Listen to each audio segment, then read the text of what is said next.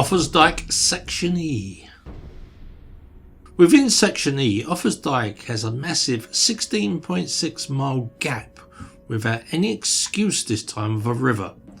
We also see large spans of dykes, which archaeologists have decided was part of what's Dyke. But to be honest, it is probably completely independent of both dykes. Most archaeologists now accept that the E section of what once was Offa's Dyke is no longer part of Offa's Dyke, and it's been renamed Whitford Dyke due to the fact that it looks totally different from the previous sections and there's vast gaps within it. Therefore, there is no logic to believe that this is actually a connected dyke to the previous sections. Although most literature, English heritage, Historic England, and obviously the Offa's Dyke Trust still maintain that this is a coast-to-coast one dyke construction, which clearly it has never been, and I do not understand why this fallacy continues in present-day archaeology. And the conclusion that Section E didn't actually exist and it's actually now Whitford Dyke came about from Fox nearly 70 years ago, and therefore there is no excuse why we haven't updated the information, and people believe aspects of Offa's Dyke which was just wholly untrue. Fox concluded that the dyke ended in Section D. It's a totally different function, and it was collected to reinforce a false narrative of medieval history, which at best can only be called fake news today.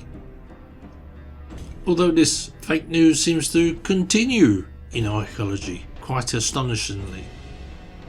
Quite recently, Keith Ray of Cardiff University, supported by the CADW, which is Welsh Archaeology, showed a new proposed route without any evidence of a dyke, and so it could continue this mythology of a barrier that went from coast to coast.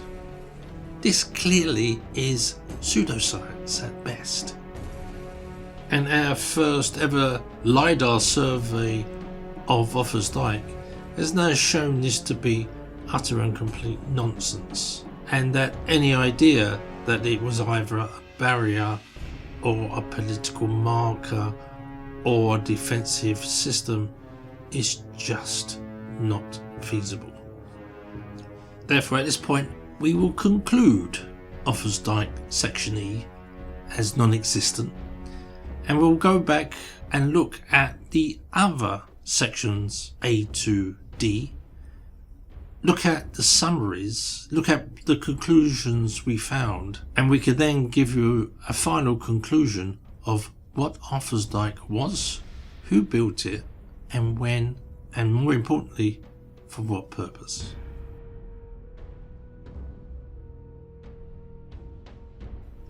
The summary of Section A was, it had a total of 39 sections, average bank width of 9.9 meters, an average bank height of 1.79 meters, average depth width of 5.51 meters, average ditch depth of 1 meter. The features that were contained within 200 meters of the dyke included 25 springs, 73 quarries, 2 ancient sites, and 3 Roman sites.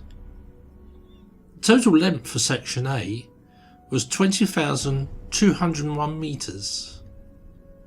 The total missing gaps was 14. The total missing dyke was 6,758 meters, which is 34% of the entire total. Therefore, the average gap of the missing length was 482.7 meters, with 34% of the dike missing. This could never have been a boundary marker or a defensive feature.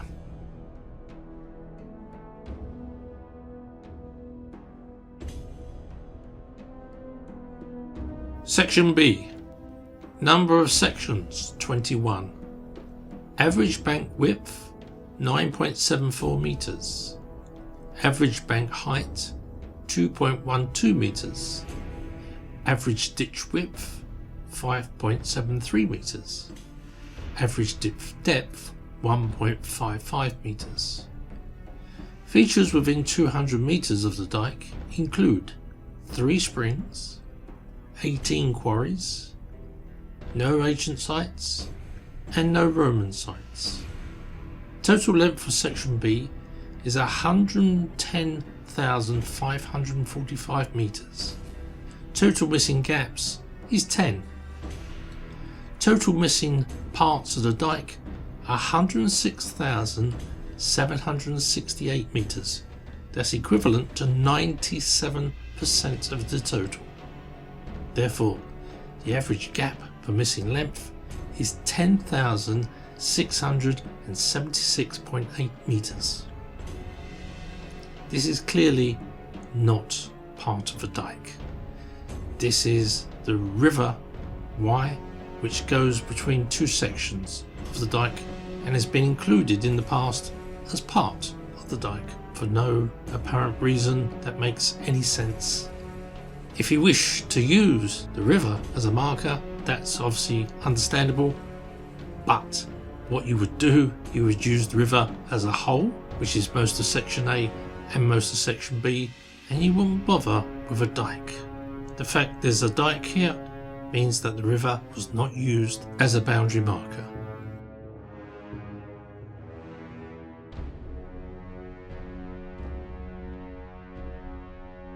Section C. 97 sections. Average bank width is 11.27 meters. Average bank height is 2.49 meters. Average ditch width is 8.55 meters. And average ditch depth is 2.4 meters. Features within 200 meters of the dike include 60 springs, 73 quarries, 9 ancient sites, 1 barrow and 3 Roman sites. The total length of section C is 55,905 meters. Total missing gaps are 17. Total missing dike is 7,990 meters. That's 14% of the total.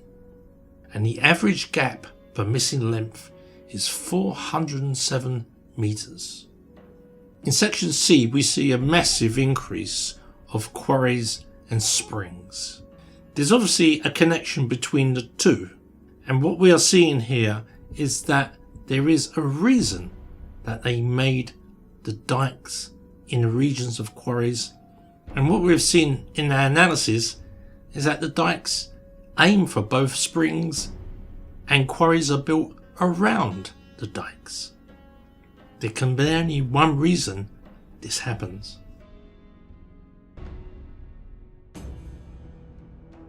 Summary of section D. Number of sections 21. Average bank width 9.75 meters. Average bank height 2.46 meters. Average ditch width 8 meters. Average ditch depth 2.8 meters. Features within 200 meters of the dike include 29 springs, 110 quarries, a barrow, 2 ancient sites and 1 Roman site. The total length for section D is 56,369 meters. The total missing gaps is 22. Total missing dike, therefore, is 29,848 meters. That is 53% of the total. The average gap of the missing lengths, therefore, is 1,356.7 metres. What we see in section D is a massive increase in quarries in this section. So much so that they almost double the amount of springs we find in the area. That is because they're not small quarries as we see in other areas, but gigantic quarries of vast proportions. Some of these quarries we still use today, and in the past they were mainly for coal extract. These are large coal quarries.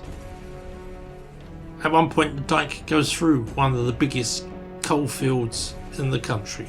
The question is, did the coal field develop around the Dyke? Did the Dyke aim for the coal field?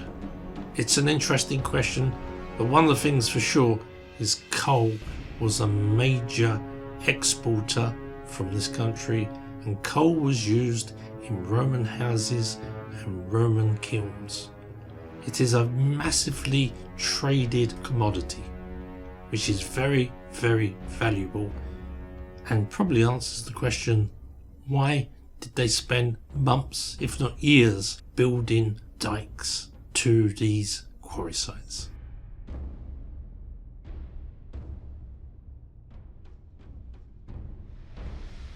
We're now in a position to give you our final set of statistics based on our LiDAR survey of Offa's Dyke.